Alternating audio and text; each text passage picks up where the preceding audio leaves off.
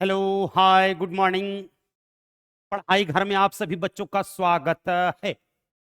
पढ़ाई घर हर घर नौकरी जो हमारा उद्देश्य है, उसके लिए बिहार एसएससी, बिहार दरोगा, बीपीएससी, इसके साथ साथ बीपीएससी टीचर के लिए हम लोगों ने एक नया मुहिम छेड़ा है। पढ़ाई घर के माध्यम से बिहार टीचर के लिए भी बहुत सारा सवाल पूछा जाता है।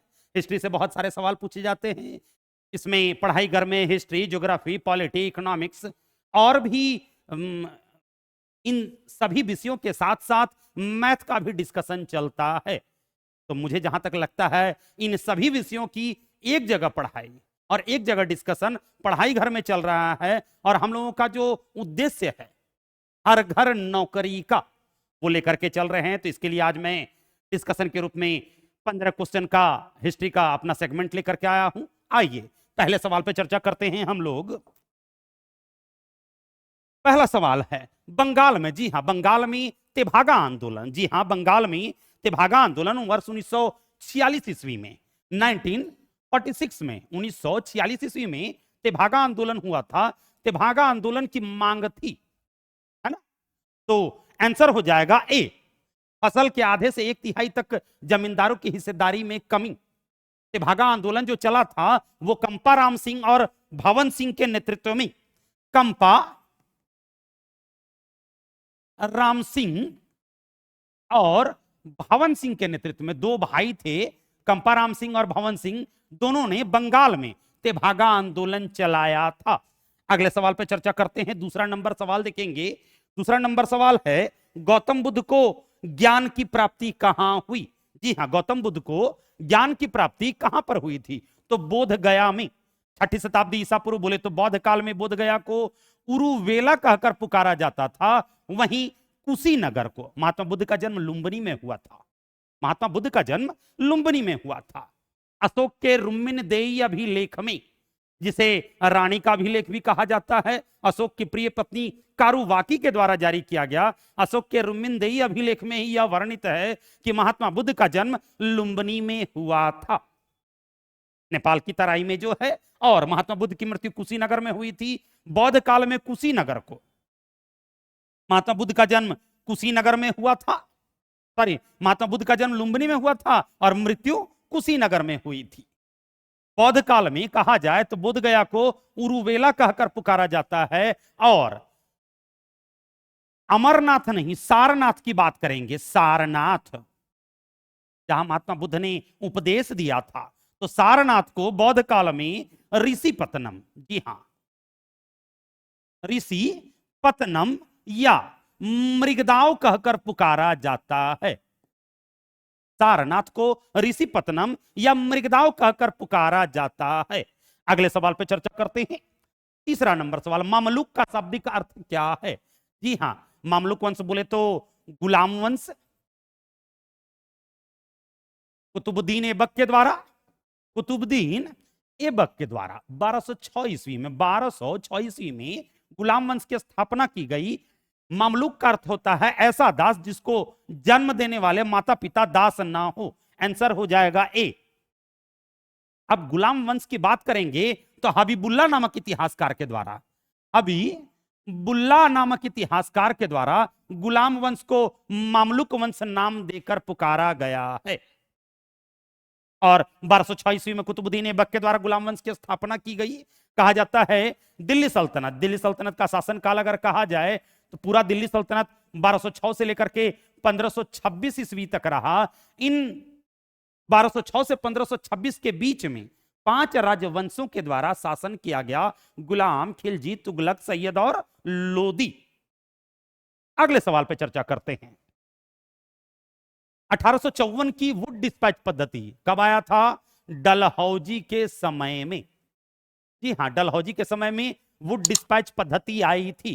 डलहौजी के समय में 1854 की वुड डिस्पैच की उपलब्धियों का मूल्यांकन करने के लिए किस आयोग का गठन किया गया? तो जी हां, हंटर आयोग का गठन किया गया 1882 ईस्वी में। लॉर्ड रिपन के समय में बुनियादी शिक्षा के सुधार हेतु डब्ल्यू हंटर की अध्यक्षता में हंटर आयोग का गठन किया गया लॉर्ड रिपन के शासन काल में। आपके आपके ए नंबर ऑप्शन में बटलर आयोग की चर्चा है। जी हां, बटलर आयोग की चर्चा है ऑप्शन नंबर ए में 1929 ईस्वी में। 1929 ईस्वी में कहा जाए तो हरकोट बटलर की अध्यक्षता में, हरकोट बटलर की अध्यक्षता में बटलर आयोग का गठन किया गया। देशी रियासतों के मामले में बटलर कमीशन का गठन किया गया। आपके डी नंबर ऑप्शन में सडलर आयोग होगा, सैंडलर आयोग नहीं होगा। हेनरी आयोग कुछ भी नहीं था, सैंडलर आयोग होगा। सैंडलर आयोग 1917 ईस्वी में जॉन सैंडलर की अध्यक्षता में, जॉन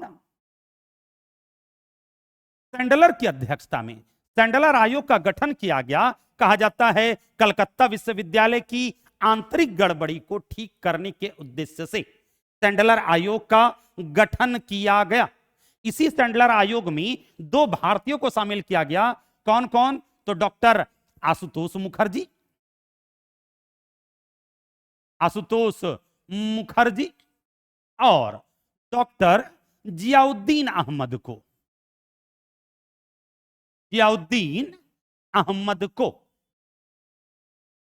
कहा जाता है सैंडलर आयोग की अनुशंसा पर ही वर्ष 1916 में बनारस हिंदू विश्वविद्यालय की स्थापना हुई।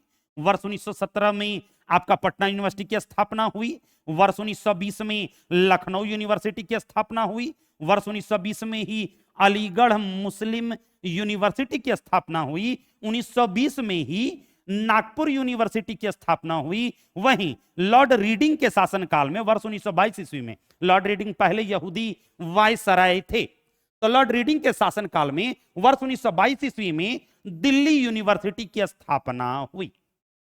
अगले सवाल पे चर्चा करते हैं। इस आंदोलन के दौरान वंदे मातरम गायन के लिए राजद्रोह की संज्ञा दी गई। तो जी हां, स्वदेशी आंदोलन 1905 ईस्वी में चला था। सुरेंद्रनाथ बनर्जी की अध्यक्षता में, एसएन बनर्जी की अध्यक्षता में 7 अगस्त 1905 ईस्वी को, 7 अगस्त 1905 ईस्वी को स्वदेशी आंदोलन चलाया गया था। कहा जाता है 19 जुलाई 1905 ईस्वी को बंगाल विभाजन की घोषणा की गई और 16 अक्टूबर 1905 ईस्वी को बंगाल विभाजन प्रभावी हुआ। तो इसी 19 जुलाई 1905 ईस्वी को घोषणा के पश्चात 7 अगस्त 1905 ईस्वी को सुरेंद्रनाथ बनर्जी की अध्यक्षता में स्वदेशी आंदोलन चलाया गया था, जिसका नारा था आत्मनिर्भरता, आत्मनिर्भरता।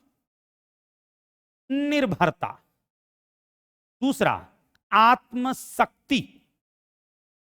कहा जाता है सुरेंद्रनाथ बनर्जी इन्होंने 1879 ईस्वी में, 1879 ईस्वी में बंगाली नामक अंग्रेजी पत्रिका की स्थापना की। सुरेंद्रनाथ बनर्जी के द्वारा 1876 ईस्वी में इंडियन एसोसिएशन नामक संगठन की स्थापना की गई। वहीं 1918 में इंडियन लिबरल फेडरेशन की भी स्थापना सुरेंद्रनाथ बनर्जी के द्वारा ही की गई थी। आपके ए नंबर ऑप्शन में भारत छोड़ो आंदोलन की चर्चा है। 9 अगस्त 1942 भारत छोड़ो आंदोलन चला था, नेतृत्व विहीन था। कहीं कहीं गांधी जी देता, बिल्कुल नहीं। क्वेश्चन यह पूछेगा कि गांधी जी के नेतृत्व में भारत छोड़ो आंदोलन चला था, बिल्कुल नहीं, नेतृत्व विहीन था। दूसरा व्यक्तिगत सत्याग्रह आंदोलन, हां, यह गांधी जी के द्वारा चलाया गया था। 17 अक्टूबर 1940 व्यक्तिगत सत्याग्रह आंदोलन महाराष्ट्र के पवनार आश्रम से चला था। और सविनय अवज्ञा आंदोलन 1930, 6 अप्रैल 1930 से लेकर के 12 अप्रैल 1930 तक, है ना, सॉरी 12 मार्च 1930 से लेकर के 6 अप्रैल 1930 तक सविनय अवज्ञा आंदोलन चला था। अगले सवाल पे चर्चा करते हैं। निम्नलिखित में से किसने अर्थशास्त्र की रचना की? तो चाणक्य, जिसे कौटिल्य कहकर पुकारा जाता है। संपूर्ण मौर्यकालीन प्रशासन की चर्चा कौटिल्य के अर्थशास्त्र में, संपूर्ण मौर्यकालीन प्रशासन की चर्चा जो है कौटिल्य के अर्थशास्त्र पर आधारित है। वहीं पाटलिपुत्र नगर प्रशासन की चर्चा, पाटलिपुत्र नगर प्रशासन की चर्चा मेगास्थनीज की पुस्तक इंडिका में मिलती है। संपूर्ण मौर्यकालीन प्रशासन, वर्तमान भारत का प्रशासन और वर्तमान भारत की विदेश नीति, कौटिल्य की अर्थशास्त्र पर आधारित है, वहीं मौर्यकालीन नगर प्रशासन, और मौर्यकालीन नगर प्रशासन बोले तो पाटलिपुत्र नगर प्रशासन की चर्चा, पाटलिपुत्र के प्रशासन की चर्चा मेगास्थनीज की पुस्तक इंडिका में मिलती है। चाणक्य चंद्रगुप्त मौर्य के दरबार में था, चंद्रगुप्त मौर्य के दरबार में था, चंद्रगुप्त मौर्य का राजनीतिक गुरु चाणक्य। अशोक मौर्य वंश का सबसे प्रतापी राजा, जिसने जन कल्याण हेतु अभिलेख जारी करने की शुरुआत करता है।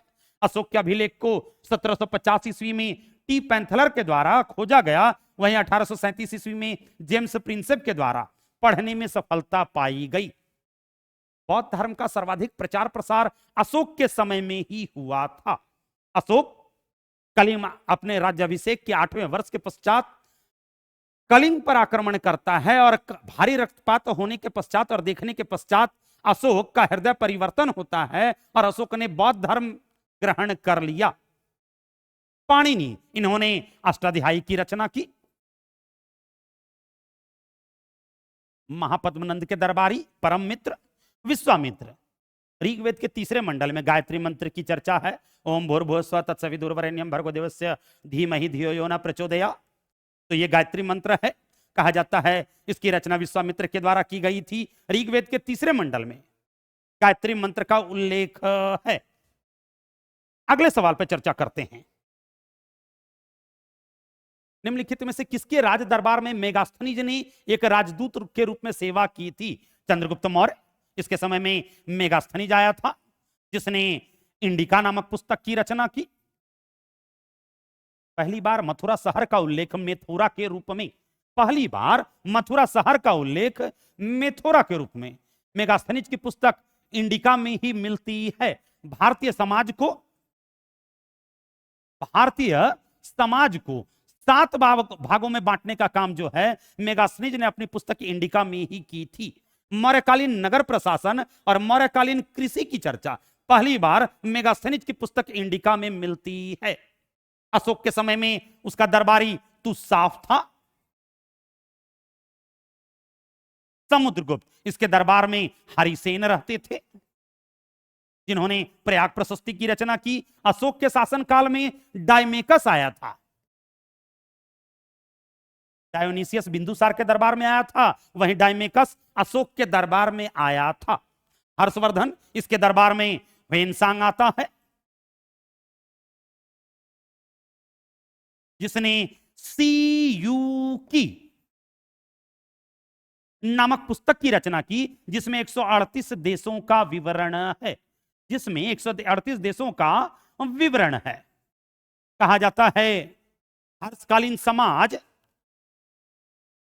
और हर्षकालीन प्रशासन की चर्चा ह्वेनसांग ने अपनी पुस्तक सीयूकी में की है।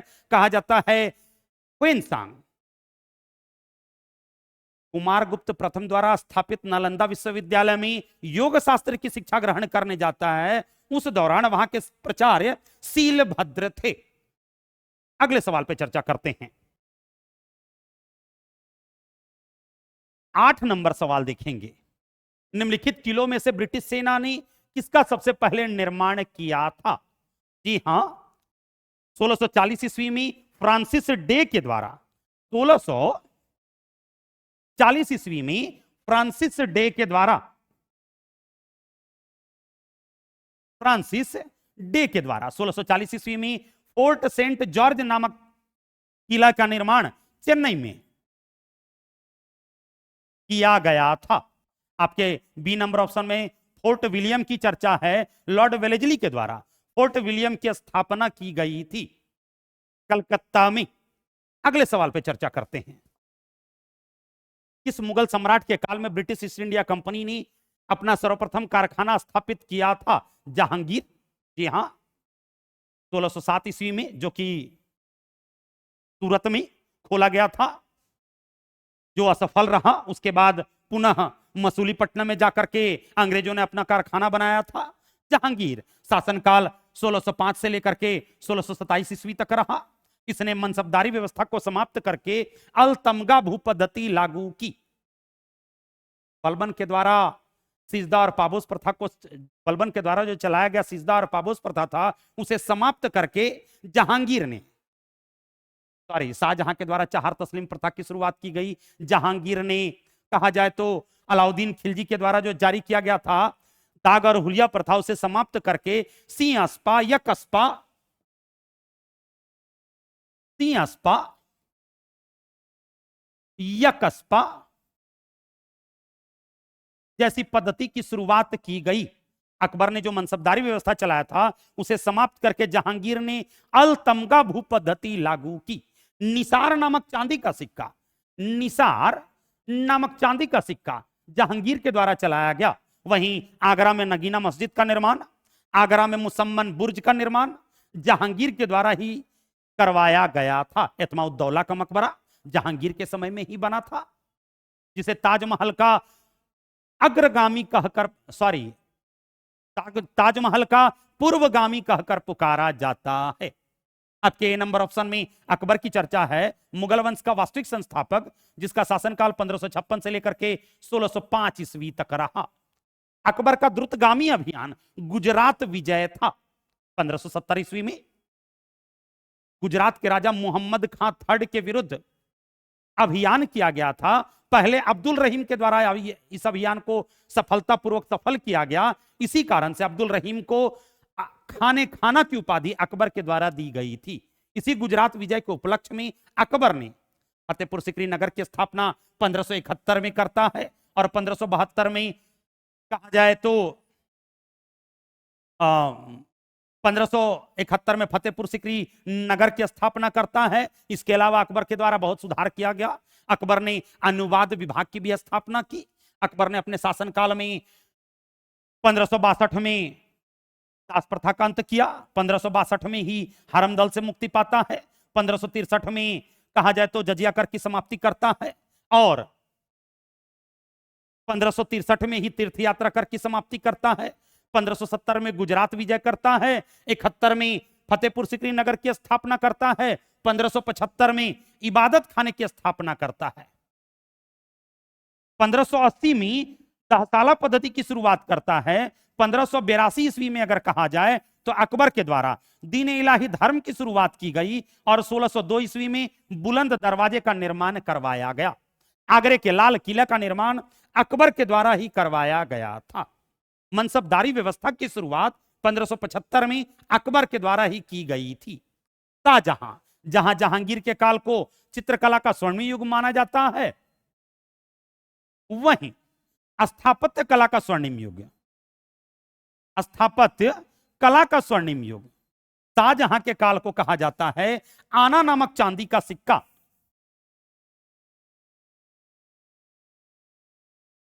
आना नामक चांदी का सिक्का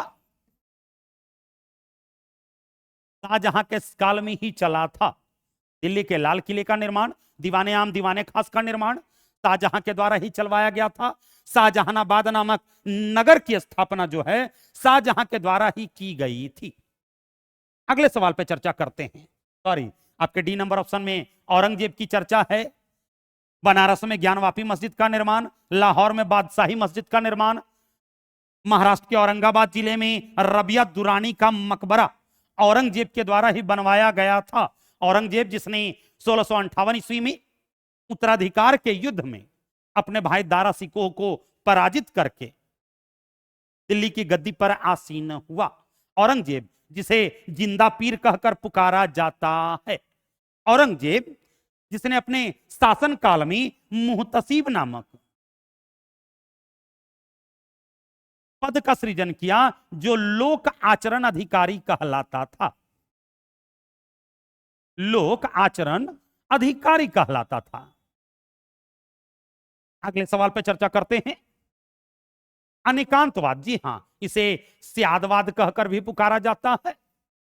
इसे सप्तभंगीवाद कहकर भी पुकारा जाता है। अनेकांतवाद को स्यादवाद या सप्तभंगीवाद कहकर भी पुकारा जाता है। निम्नलिखित में से किसके क्रोध सिद्धांत में एवं दर्शन है? तो जी हां, जैन धर्म से संबंधित है। 6ठी शताब्दी ईसा पूर्व में जैन धर्म का सर्वाधिक प्रचार प्रसार हुआ। जैन धर्म के संस्थापक ऋषभदेव और वास्तविक संस्थापक जो 24वें तीर्थंकर थे महावीर स्वामी। बौद्ध धर्म, इसके संस्थापक महात्मा बुद्ध थे। वहीं सिख धर्म के संस्थापक गुरु नानक जी थे। गुरु नानक जी थे। वैष्णव धर्म के संस्थापक वासुदेव कृष्ण थे। अगले सवाल पे चर्चा करते हैं। प्राचीन भारत में गुप्त काल में संबंधित गुफा चित्रांकन के केवल 2 उदाहरण उपलब्ध हैं। एक अजंता की गुफा, जी हां, वर्तमान महाराष्ट्र के संभाजी नगर, औरंगाबाद नहीं होगा, अब औरंगाबाद का नाम बदल करके संभाजी नगर कर दिया गया है। तो अजंता की गुफा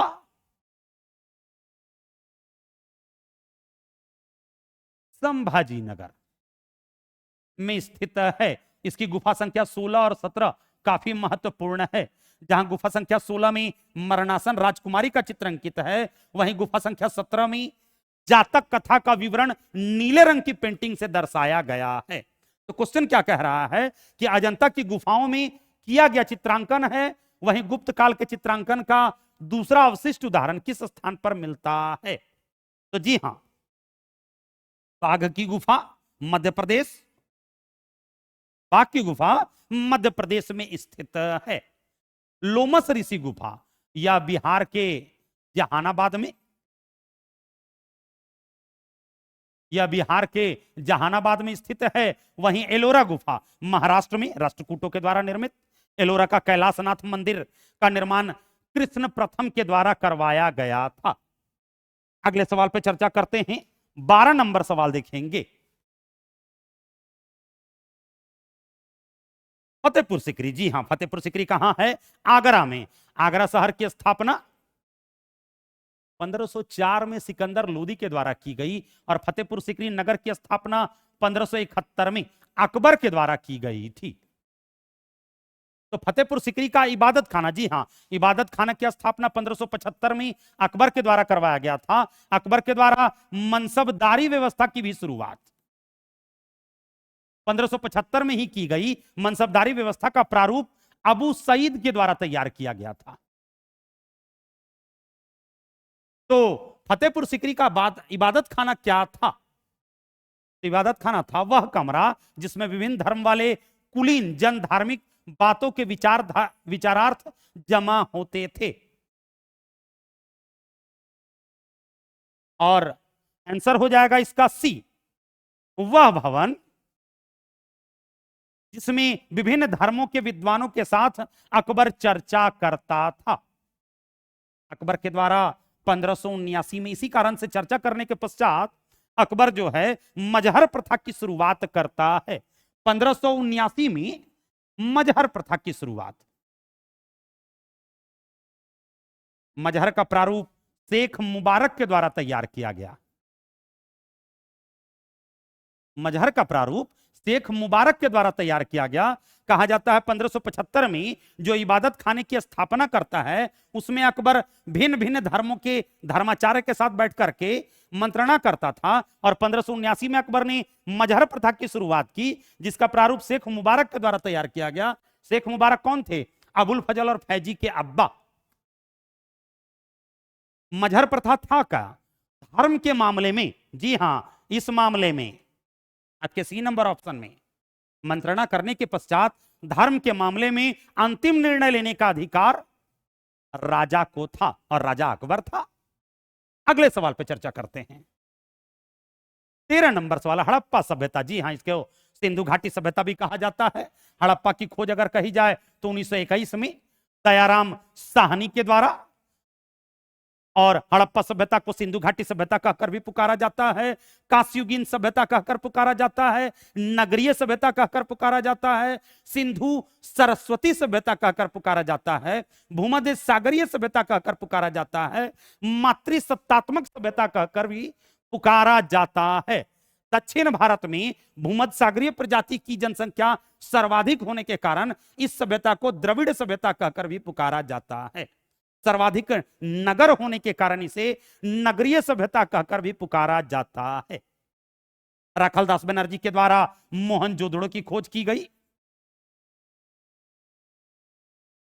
मोहनजोदड़ो की खोज की गई 1922 ईस्वी में।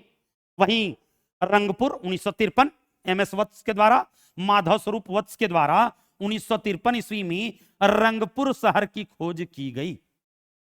अगले सवाल पे चर्चा करते हैं। 14 नंबर सवाल, वह शासक जिसने एक सच्चे जैन मुनि की तरह उपवास के द्वारा शरीर त्याग दिया था।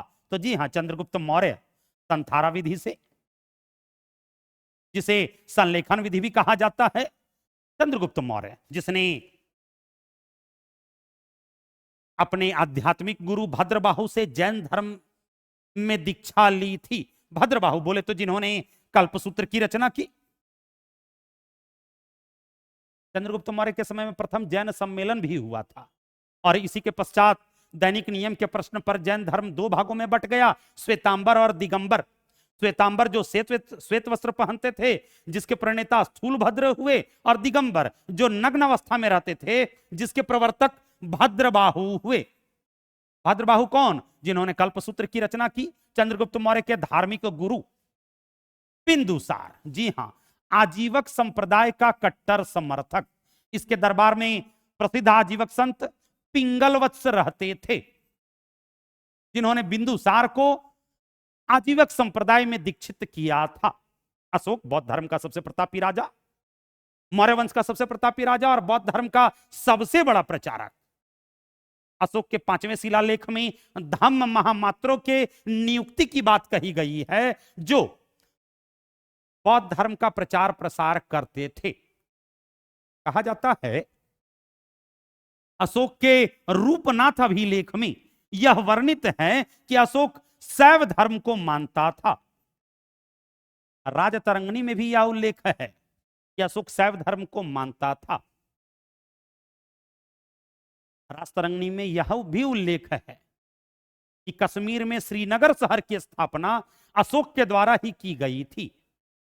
लेकिन रुम्मिनदेई अभिलेख में यह वर्णित है कि महात्मा बुद्ध का जन्म लुम्बिनी में हुआ था और राज्याभिषेक के 8वें वर्ष के पश्चात कलिंग युद्ध होने के पश्चात अशोक का हृदय परिवर्तन होता है और अशोक ने बौद्ध धर्म अपना लिया था।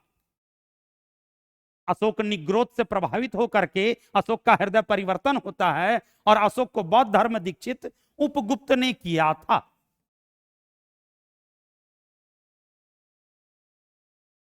अगले सवाल पर चर्चा करते हैं। जी हां, तराइन का युद्ध 3 बार हुआ था, 1191, 1192 और 1215, है ना। तो 1191 क्वेश्चन क्या कह रहा है? तराइन का प्रथम युद्ध 1191 में किसके मध्य लड़ा गया था? तो मोहम्मद गौरी और पृथ्वीराज तृतीय, जिसे पृथ्वीराज चौहान के नाम से भी जाना जाता है या राय पिथौरा कहकर भी पुकारा जाता है। इसके अलावा कहा जाए तो 1191 में तराइन का प्रथम युद्ध हुआ था, 1192 में तराइन का दूसरा युद्ध हुआ था, 1215 में तराइन का तीसरा युद्ध हुआ था। किसके किसके बीच? तो इल्तुतमिश और यल्दोज के बीच हुआ था। उत्तराधिकार का युद्ध था जिसमें यल्दोज की हार होती है, इल्तुतमिश की जीत होती है। तराइन का दूसरा युद्ध जो है वो मोहम्मद गौरी और पृथ्वीराज चौहान के बीच हुआ था, जहां पहले युद्ध में चौहान की जीत होती है और गौरी की हार होती है, वहीं दूसरे युद्ध में चौहान की हार होती है और गौरी की जीत होती है। आपके सी नंबर ऑप्शन में मोहम्मद गौरी और जयसिंह की चर्चा है। कहा जाता है, सॉरी, जयसिंह कोई नहीं था। तो आज के लिए इतना ही, धन्यवाद। अगर पढ़ाई घर का डिस्कशन आपको अच्छा लगे तो इसे लाइक करें, सब्सक्राइब करें और दोस्तों के बीच जरूर से जरूर शेयर करें।